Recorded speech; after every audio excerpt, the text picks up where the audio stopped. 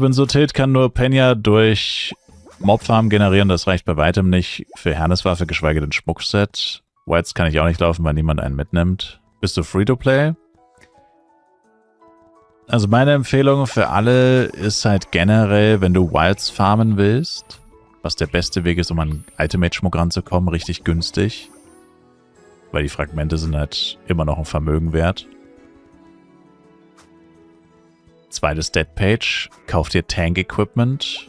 Das kann man relativ low-budget erreichen, Tank-Status. Man braucht eigentlich nur eine zweite Stat-Page, der Rest kostet verhältnismäßig wenig. Viel weniger als Equipment eines Damage-Dealers, um sicher immer mitgenommen zu werden. Und tatsächlich, Damage-Dealer werden nie sicher mitgenommen. Also wir hatten schon Damage-Dealer in unseren Teams, die waren so krass. Und komplette Randoms. Das heißt, die haben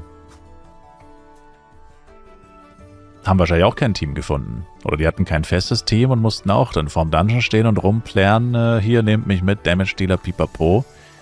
Also es ist sogar relativ egal von deinem Equipment als Damage-Dealer. Natürlich, wenn du ein paar Leute kennst, wenn du halt 10 Leute auf der Freundesliste hast, die immer Teams machen und die wissen, du hast guten Damage, natürlich hast du viel höhere Chancen reinzukommen.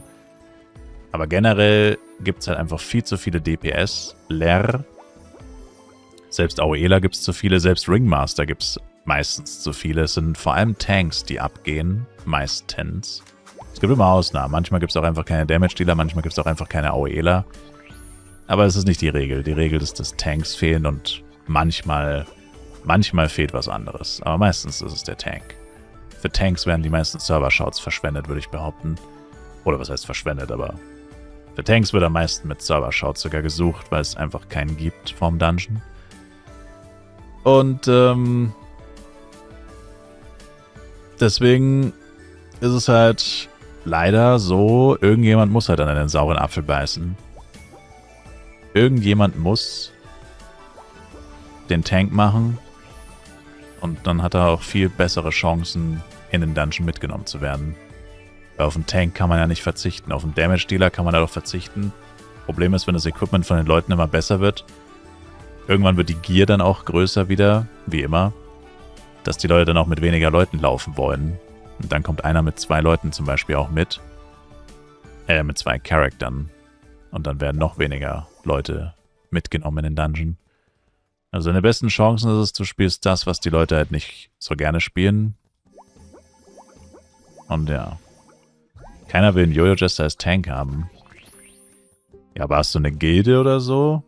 Also ja, klar, wenn du Randoms hast. Ich meine, viele Randoms haben halt echt wenig Peilung von dem Game.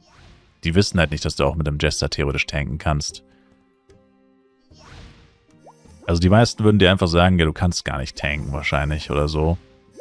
Was ja gar nicht stimmt. Weil als Jester geht es wahrscheinlich sogar relativ gut, wenn du Enchant Poison oder so benutzt. Dann hast du ja sogar permanenten Damage over time. Enchant Poison, Enchant Blood. Müsste ja fast so ähnlich wie Hot Air und Moonbeam funktionieren, also relativ zuverlässig sogar. Also, wenn man ein bisschen mehr Ahnung hat und man weiß, du bist tanky genug, du stirbst nicht, oder du kannst es halt auch wirklich tanken. Also mir wäre das theoretisch egal.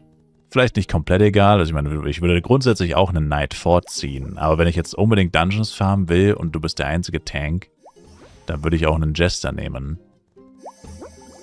Vielleicht jetzt nicht mit kompletten Randoms, also vor allem die Ringmaster müssten halt auf jeden Fall dann gut sein. Aufmerksam. Aber auf jeden Fall machbar. Trotzdem will niemand. Ja, aber Gilde oder so? Brauchst du vielleicht ein paar Premates? Keine Ahnung.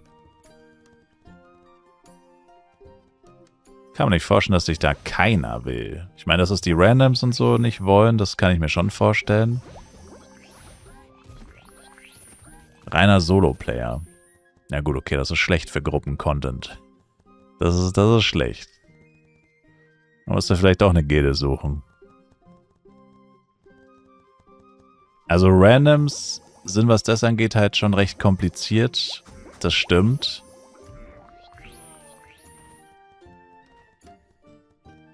du brauchst dann halt Leute, die wissen, okay, du kannst es tanken, es ist egal, dass du Jester bist, also es ist nicht komplett egal, es ist schon schlechter grundsätzlich, aber es ist nicht so schlimm, also man kann trotzdem farmen. Man muss halt nur ein bisschen mehr aufpassen auf Agro und so weiter, weil du kein Call of Fury hast. Aber funktioniert genauso, grundsätzlich.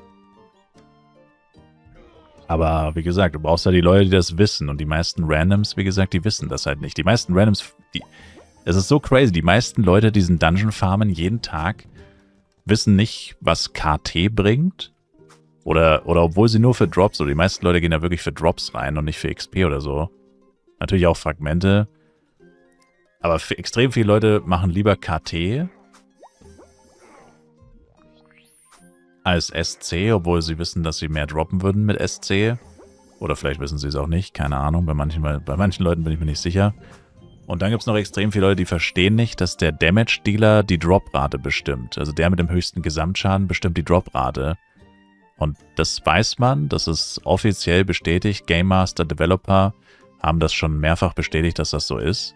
Und trotzdem sagen die dir, nein, das stimmt nicht. Oder machen dann am Ende keinen Moonbeam drauf, weil sie den Last-Hit nicht klauen wollen und so. Und das ist Wahnsinn. Und das heißt natürlich, wenn es um Tanks geht, sind die Leute natürlich genauso unwissend, leider. Was bedeutet, dass du halt schon einfach, du brauchst halt einfach Leute, die wissen, dass es geht. Und ein durchschnittlicher Random weiß das halt nicht. Oder selbst wenn er es weiß, er kennt dich ja nicht, würde halt sagen, naja, du willst vielleicht mit Jester tanken und grundsätzlich mag das vielleicht funktionieren, aber ich kenne dich nicht, ich vertraue dir nicht. Ich weiß nicht, ob du es wirklich schaffst, ich weiß nicht, ob du es wirklich schon mal gemacht hast. Da wäre halt eine Gilde nicht schlecht oder so.